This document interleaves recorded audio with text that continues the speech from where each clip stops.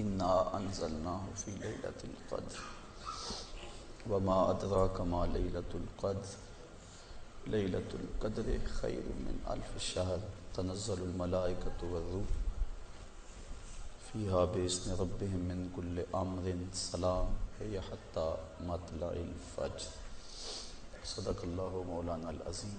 حمد و صلوات کے بعد واجب الاحترام برادران اسلام، السلام علیکم ورحمۃ اللہ وبرکاتہ۔ ذکر رسول کی چاشنی سے بھی آپ کو کافی سیرابی ہوئی اور مجھ سے قبل 2-3 خطابات بھی آپ کے سامعہ نواز ہوئے۔ 1:15 ہو گیا، صلاۃ و تسبیح، دیگر نوافل، دعا اور دیگر معمولات ابھی باقی ہیں۔ میں چند لمحوں کے لیے کچھ باتیں آپ کے گوش گزار کرنی ہیں۔ اللہ تعالیٰ میری زبان پہ کلمت الحق جاری فرمائے۔ پھلا پھولا رہے یا رب چمن میری امیدوں کا، جگر کا خون دے دے کر یہ بوٹے میں نے پالے ہیں۔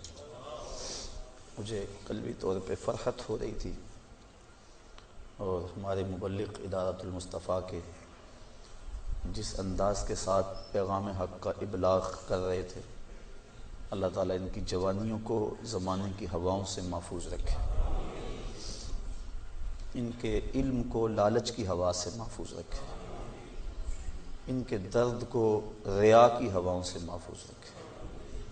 اللہ اپنی رحمتوں اور کرم نوازیوں کے ہم سب کو حصار میں رکھے۔ چند لمحوں کے لیے کچھ باتیں میں نے آپ کے گوش گزار کرنی۔ آج کی رات انتہائی برکتوں کی حامل رات ہے۔ اس رات کے جھرمٹ میں اللہ کی بے پناہ رحمتوں کا نزول ہوتا ہے، اتنی رحمتیں اترتی ہیں۔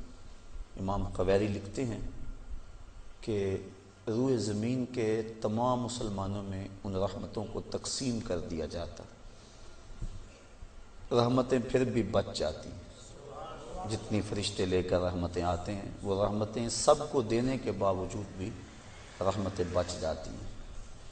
پھر وہ رحمتیں دارالحرب میں رہنے والے کافروں میں بانٹی جاتی ہیں، اور جس جس کافر کو اس رحمت سے حصہ ملتا ہے اللہ اسے اسلام عطا فرما دیتا ہے۔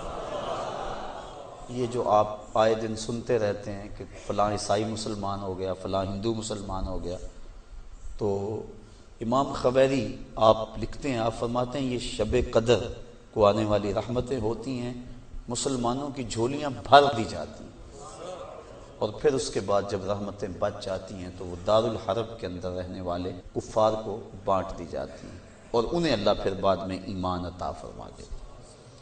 اور ایک روایت کے لفظ اس طرح ہے کہ پھر وہ رحمتیں چھوٹے بچوں میں بانٹ دی جاتی ہیں۔ اللہ کی رحمتیں کتنی عمیم ہیں اور اس کی رحمتیں کتنی وسیع ہیں۔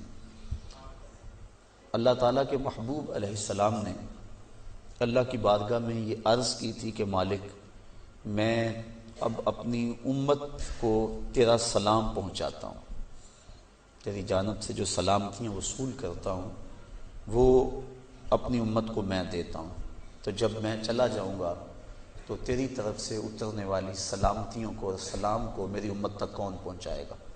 تو اللہ تعالیٰ نے سورۃ القدر نازل کی، اس میں فرمایا سلام محبوب فکر نہ کر، فرشتوں کی ڈیوٹی لگا دی ہے، وہ قیامت تک تیری امت پر سلامتیاں نازل کرتے رہے۔ تو اس رات کے جرمٹ میں بے پناہ برکتیں۔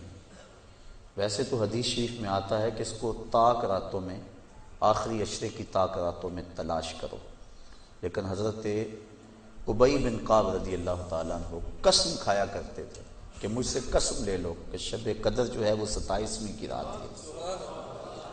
حضرت بایزید بسطامی فرماتے ہیں میں زندگی میں 2 مرتبہ شب قدر کو پایا ہے، اور دونوں مرتبہ 27ویں شب کو ہی پایا ہے۔ حضرت ابو الحسن ایک بزرگ ہیں، وہ کہتے ہیں جب سے میں نے ہوش سنبھلی ہے اس وقت سے لے کر اب تک ہر سال میں شب قدر کو پاتا ہوں، اور میرا تجربہ یہ ہے کہ اگر پہلا روزہ پیر کا ہو تو شب قدر 21 تاریخ کو ہوتی ہے، اور اگر پہلا روزہ جمعرات کا ہو تو شب قدر 25 تاریخ کو ہوتی ہے، اور اگر پہلا روزہ جمعے یا منگل کا ہو تو شب قدر 27 کو ہوتی ہے، اور اگر پہلا روزہ جو ہے وہ اتوار یا بدھ کا ہو تو شب قدر 29 کو ہوتی ہے۔ تو اگر ان کے تجربے کو سامنے رکھیں تو اس مرتبہ پہلا روزہ جمعے کا تھا، تو پھر بھی آج کی رات کے دامن میں بے پناہ برکتیں جو ہیں وہ لیلۃ القدر کی رکھی گئی ہیں۔ اللہ تعالیٰ جل شانہ ہمیں اس رات کی برکتیں لوٹنے کی توفیق عطا فرمائے۔ اس کی رحمتیں بازو پھیلائے آواز دیتی ہیں بندے کو کہ کوئی ہے بخشش مانگنے والا، کوئی ہے رزق مانگنے والا، کوئی ہے سوال کرنے والا، میں اس کی جھولیاں بھر۔ ہم تو مائل بکرم ہیں، کوئی سائل ہی نہیں، راہ دکھلائیں کسے، کوئی راہ روے منزل ہی نہیں۔ صرف 4 اشخاص ہیں جو اس رات محروم رہتے ہیں۔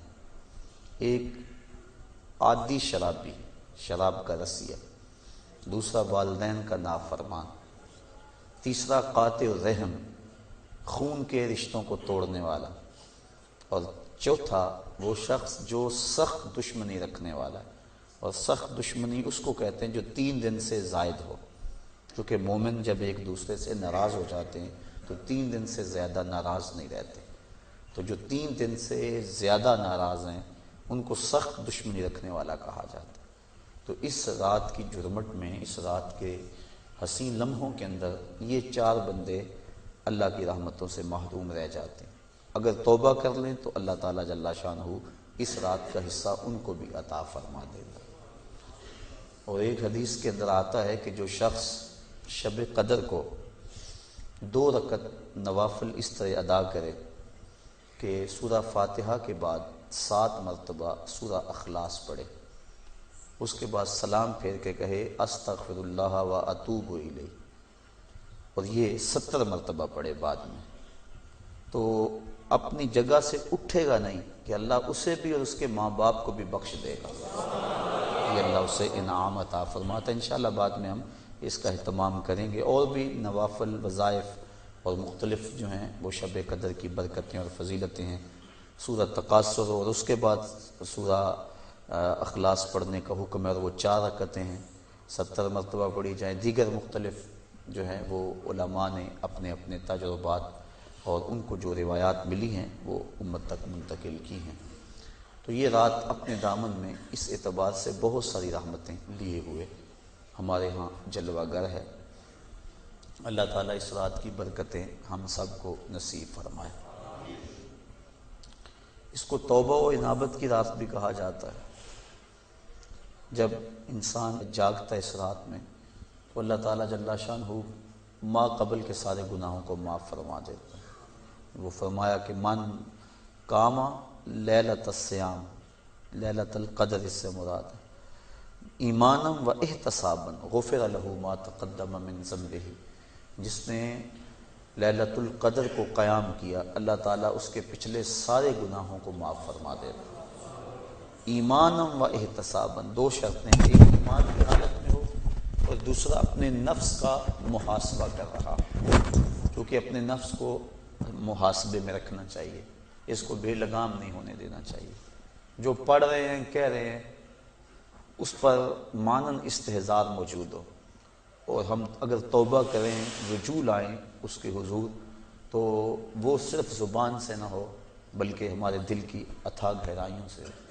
فرمایا کہ التائب من الذنب کمن لا ذنب لہ والمستغفر من الذنب وہو مقیم علیہ کالمستہزئ بربہ، جو گناہوں سے توبہ کرتا ہے وہ تو ایسا ہے جس طرح اس نے گناہ کیا ہوا ہے نہیں، اور جو توبہ کرتا ہے استغفار بار بار پڑھتا ہے، استغفر اللہ کہتا ہے، لیکن وہ گناہوں کو چھوڑنے کا ارادہ نہیں پاتا اپنے اندر، جمع ہوا ہے گناہوں پر۔ کہا کل مستہزئ بربہ، وہ اپنے رب سے مذاق کرنے والا ہے کہ جس پر استغفار کر رہا ہے اس کو تو چھوڑ ہی نہیں رہا، اس کا تو ارادہ ہی نہیں کر رہا کہ میں نے اس کو چھوڑنا ہے، تو وہ تمسخر کرنے والا کہلاتا ہے۔ تو جو ہم دعا مانگتے ہیں، جو ہم کہتے ہیں، مانن اس کا استحضار ہونا چاہیے، اور جو ہم اللہ سے وعدہ کرتے ہیں اس وعدہ کو پورا کرنے کی کوشش کرنی چاہیے۔ اللہ تعالیٰ کریم ہے۔ حضرت عائشہ صدیقہ رضی اللہ تعالیٰ عنہا فرماتی، میں نے حضور سے عرض کی ترمذی اور ابن ماجہ کی روایت ہے کہ جب میں شب قدر کو پا لوں تو میں اللہ سے کیا مانگوں؟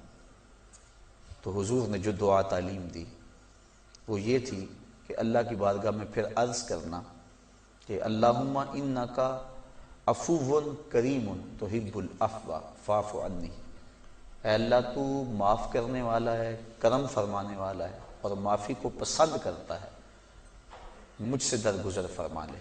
تو یعنی اس خاص لمحے کے اندر اگر اللہ سے کچھ مانگنا ہے، جب شب قدر کو پا لیں، وہ لمحے آ جائیں، جب جبریل مسافہ کر رہے ہیں، جب بدن کے رونگٹے کھڑے ہو جائیں، رقت طاری ہو جائے، وہ کیفیت بن جائے کہ دل کہے، وجدان ادراک کرے کہ یہی لیلۃ القدر ہے، یہی وہ لمحے ہیں، اور یہ جو میرے اوپر کیفیت ہے یہ مسافہ جبریل ہے۔ جب یہ کیفیت مل جائے تو اس وقت اہم وقت کیا مانگے؟ تو کہا اہم وقت یہ مانگے اے اللہ مجھے معاف کر دے۔ تو یہ اہم دعا ہے مومن کی، جس کو تعلیم دیا گیا شب قدر کے حوالے سے۔ آگے پیچھے بھی اللہ کی بارگاہ میں یہ دعا مانگنی چاہیے۔ اگر انسان کے توبہ سے گناہ مٹ جاتے ہیں استغفار پڑھنے سے، عفو و کرم کا مطالبہ کرنے سے، اور اگر گناہ نہ بھی ہوں تو اللہ تعالیٰ درجے بلند فرما دیتا ہے۔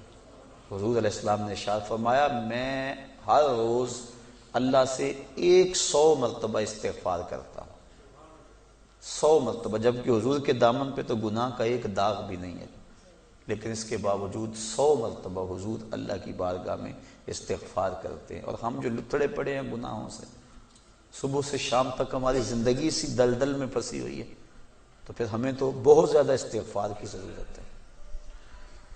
اللہ اکبر۔ عبرت اللہ نصیب فرما دے۔ وہ ایک بچہ تھا چھوٹا، جنگلوں میں رو رہا تھا اور اس کی آنکھوں میں آنسو امٹ رہے تھے اور چیخ رہا تھا، رو رہا تھا۔ کوئی بزرگ تھا، وہ قریب سے گزرا، دیکھا بچے کو رو رہا ہے، کہا بیٹا کیا ہوا ہے؟ کہا اللہ سے بڑا ڈر لگتا ہے۔ چھوٹا سا بچہ 6-7 سال کی عمر ہے۔ اللہ اکبر، اللہ سے ڈر لگتا ہے۔ تو اس نے کہا بچہ تیرے تو نامہ اعمال میں ابھی گناہ ہی درج نہیں ہوا، جب تک انسان بالغ نہیں ہوتا تو نامہ اعمال نہیں کھولا جاتا، جب بلوغت ہوتی ہے تو فرشتے نامہ اعمال کھول کے بیٹھ جاتے ہیں۔ تو کہا تیرے تو نامہ اعمال میں گناہ ہی نہیں ہے، تو کیوں رو رہا ہے؟ کہا میں نے اپنی امی کو دیکھا تھا کہ وہ چولہے کے اندر لکڑیاں ڈال کر ان کو آگ لگاتی تھی، آگ نہیں لگتی تھی، دیا سلائی بجھ جاتی تھی۔ اس نے چھوٹی چھوٹی لکڑیاں لی اور ان کو توڑ کے نیچے رکھا، پہلے چھوٹیوں کو لگائی اور ان کو لگی، پھر بڑیوں کو لگ گئی۔ تو میں اس وقت سے چیخ رہا ہوں کہ حشر کے دن جہنم کے اندر اگر بڑے بڑے گناہ گاروں کو ڈالا گیا، آگ نہ لگی تو مجھ چھوٹے کو نہ رکھ دیا جائے۔ یعنی خوف اور خشیت کا عالم دیکھیے۔ تو کہا میں تو اس وجہ سے ڈر رہا ہوں۔ تو جن کے ذمے گناہ بھی نہیں ہیں وہ ڈر رہے ہیں، رو رہے ہیں، جس کے دامن کو اللہ نے عصمت کے پھولوں سے مزین کیا ہوا ہے، وہ تو روز 100 مرتبہ استغفار کریں اور اللہ سے توبہ کریں۔ اور ہم جو سراپا گناہ ہیں، ہماری سوچ، ہماری فکر، ہمارے خیال، ہمارے کاروبار گناہوں میں لتڑے ہوئے ہیں سب کچھ۔ تو اس لیے ہمیں بہت زیادہ ضرورت ہے اس بات کی کہ ہم اللہ کے حضور رجوع کریں۔ یہ ایک رات 1000 مہینے سے بہتر ہمیں دے دی گئی۔ 1000 مہینے کی عبادت کریں، 83 سال اور 4 ماہ بنتے ہیں۔ اتنی دیر قیام میں کھڑے رہو، رکوع اور سجدے میں کھڑے رہو، اور ایک رات عبادت میں گزار لو۔ اور ایک روایت میں پڑھا جو اس رات میں اللہ اکبر جتنی دیر میں بکری کا دودھ دھویا جاتا ہے، کتنی دیر لگتی ہے بکری کا دودھ دھوتے ہوئے، اتنی دیر قیام کیا، کھڑا رہا عبادت میں، نماز میں، جتنی دیر میں بکری کا دودھ دھویا جاتا ہے، اللہ تعالیٰ اس کی مغفرت اور بخشش فرما دیتا ہے اور اس کو پوری لیلۃ القدر کی فضیلت عطا کر دیتا ہے، جس نے اتنا قیام کیا جتنا بکری کا دودھ دھوتے ہوئے وقت لگتا ہے۔ تو اللہ نے یہ مجھے اور آپ کو توفیق عطا فرمائی اور امت کو یہ مزاج عطا کر دیا کہ وہ جتنے مرضی گناہ گار ہوں، شب قدر کو تو جاگنے کا معمول بن گیا ہے، اور کئیوں کو الحمدللہ توبہ بھی نصیب ہوتی ہے، پکی توبہ، اور یہ بہت بڑی دولت ہے۔ زندگی مختصر سی ہے، میں چونکہ تقریر اور گفتگو لمبی نہیں کرنی ہے، اختصار سے عرض کر رہا ہوں کہ مختصر سی زندگی ہے، پتہ نہیں کب سانسوں کی مالا ٹوٹ جائے اور ہم موت کی آغوش میں چلے جائیں، پھر کوئی حجت باقی نہ رہے۔ مجھے اور آپ کو اپنی اصلاح کے لیے کوشش کرنی چاہیے۔ ذکر فکر میں آج کی رات ہم گزاریں گے اور بوقت سحر تک آپ یہاں موجود رہیں۔ آپ کے لیے انشاءاللہ العزیز سحری کا انتظام بھی کیا گیا ہے۔ معتکف حضرات جو 10 دن سے آئے ہوئے ہیں، ان کا مقصد اور مدعا لیلۃ القدر پانا ہے۔ آپ بھی لوگ ہیں، کچھ آج نئے آئے ہیں، تو اللہ تعالیٰ جل شانہ ہم سب کو اپنے قرب کی راہیں عطا کر دے اور ہمارے لیے عمل آسان کر دے۔ اب ہم ذکر کریں گے اور اس کے بعد استغفار پڑھیں گے، اس کے بعد دعا ہوگی، دعا کے بعد انشاءاللہ سلام، اور سلام کے بعد صلاۃ التسبیح، اور وہ جو 2 رکعت نفل میں نے آپ کو بتائی ان کو ہم جماعت سے پڑھ لیں گے، چونکہ اکٹھے تو ہوئے ہیں، اسپیشل اعلان تو نہیں ہے اس کا۔ تو اس کے بعد سحری کا وقت ہو جائے گا۔